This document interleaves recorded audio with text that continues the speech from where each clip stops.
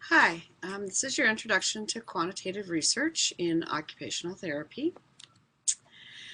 This is the article you were asked to read for this week. This is a summary of the type of studies that are out there, and the first row there is AJOT, but there's also other OT journals from around the world that they looked at.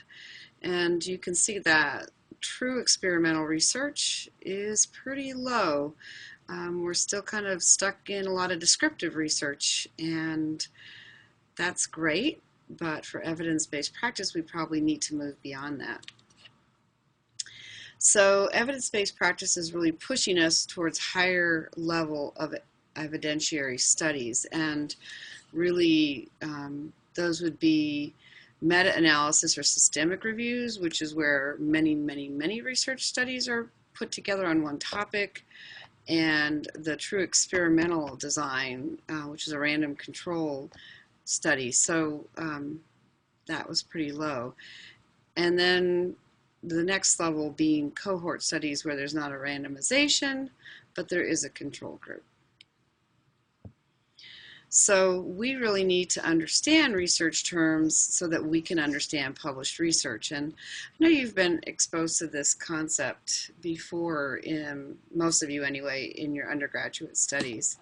So we need to be able to advocate for OT services by sharing the evidence that's out there. So we need to have evidence out there.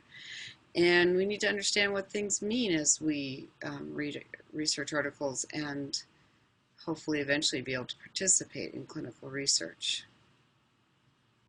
So we need to understand something about statistics, and I know all of you took a statistics class before you came into this, so hopefully a lot of this will be a review for you.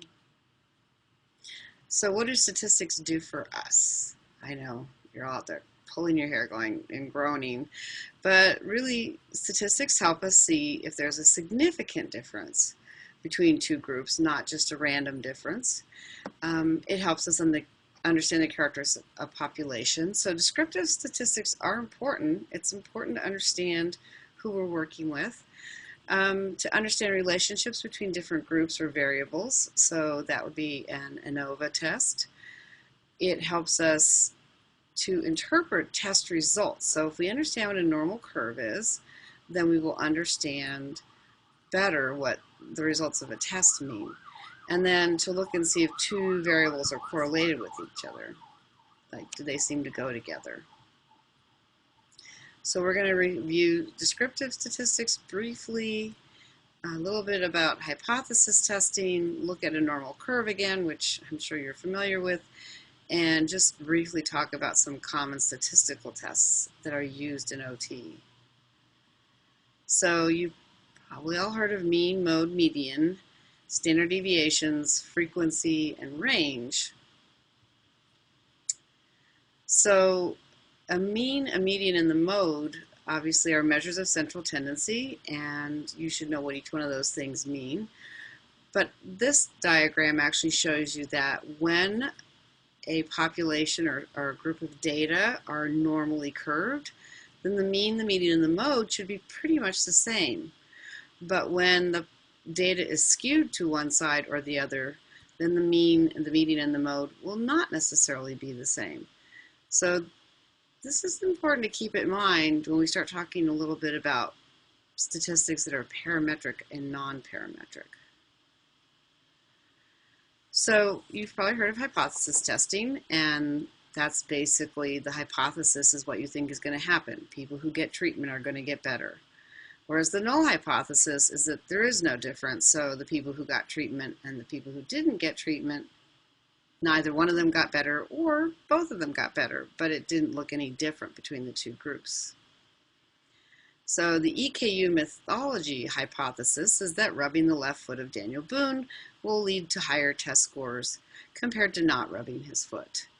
So the null hypothesis would be that there is no difference in the test scores between students who rub Daniel Boone's foot and those who don't. So you can have a type 1 or alpha error or a type 2 or beta error when doing hypothesis testing. So a type 1 error is when you reject the null hypothesis even though it's actually true. So rubbing Daniel Boone's foot doesn't improve test scores, but the error that you made in your measurements makes you think that it does. So you reject the null hypothesis when it's actually true. In the type 2 error, where you accept the null hypothesis when it's actually false. So rubbing Daniel Boone's foot actually does improve test scores, but your measurements have an error that makes it seem like there was no improvement. So the degree of risk that you take, that you reject the null hypothesis when it's actually true, is the statistical, the value of is the p-value that you set of statistical significance, and you do this at the beginning of the study. So usually the p-value is set at 0.05, meaning that if you accept, that if the p-value is less than 0.05, then you should accept that that your null hypothesis was false, actually. So this is a normal bell curve, and it should look pretty familiar to you all. And you can see that we have the standard deviations, and we have the percentiles, and we have z-scores and t-scores, and then Stanines, which are often, you'll run into Stanines with some of the standardized tests that we do. So a t-test compares the means of two different groups, and it's used with those parametric or normally distributed data. And again, the statistical significance is usually set at p less than 0.05. So this is an example. An ANOVA compares the means of more than one group, and this is an example of a journal article where an ANOVA was used. MANOVA is basically an ANOVA, but with multiple dependent variables, and this is an example where a MANOVA was used in an OT article. So correlations, which could be Pearson's R or Spearman-Rowe, depending on the parametrics, tell us whether or not things are correlated with each other. So you could have a perfect positive correlation, 1.0, or a perfect negative correlation, which is minus 1.0. So smoking is negatively correlated with life expectancy. In other words, as the amount of smoking goes up, the length of living or life expectancy goes down. You could look at it, so a positive correlation would be the age at which you, as the age, oh no, that's not a good example.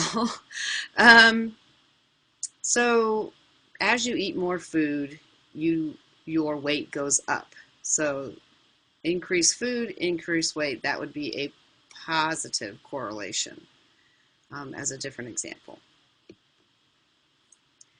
So a multiple regression model is a predictive linear model where you're actually creating a formula where you hope to predict outcomes.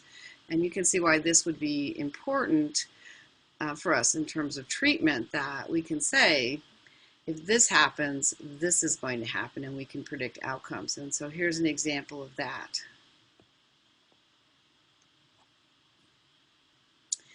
Chi-squared is used when comparing nominal or categorical variables, and those are variables that we can count in a certain way. So these are the types of variables. A nominal variable would be something like gender or race. So you're either male or female, or you belong to a particular race, or you're a particular eye color, things like that. Ordinal are things like different schools, like EKU, Western Kentucky University. Intervals are where there is no absolute zero. So, for example, temperature in Fahrenheit, 50 degrees is not twice as hot as 25 degrees. In a ratio, there is no absolute zero. So that would be things like the Kelvin temperature scale or weight or age. The Salkind chapter, chapter 20 that you're going to read, has an enormous amount of information on internet sources. So I'm not going to go into all that here, but those resources, a bunch of them are on the PowerPoint that's posted on the website so that you can click on the links and go directly. Remember, if the web addresses links don't work, you can go to Google to search for the name of the website and find it directly that way. So it's important to be literate in what certain statistics mean, and there are lots and lots of online sources to look up to see what those statistics mean.